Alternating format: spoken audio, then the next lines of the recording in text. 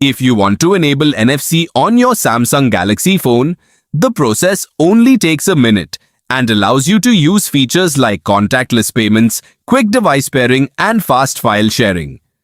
Begin by opening the Settings app from your home screen or app drawer. Once you're in Settings, tap on Connections, where you'll find all of your wireless connectivity options. Next, scroll down until you see NFC and contactless payments. Tap on it to open the menu. You'll find a switch next to NFC. Simply toggle the switch to the on position.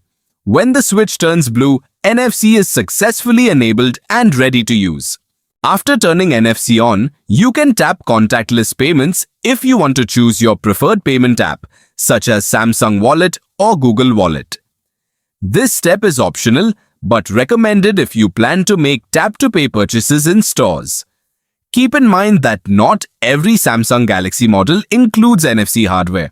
If you don't see the NFC option in your settings, your device may not support the feature, or it could be hidden depending on your region or carrier version. And that's it. Your Samsung Galaxy is now NFC ready for contactless payments, quick connections, and more. Thanks for watching. Don't forget to like, subscribe, and see you next time.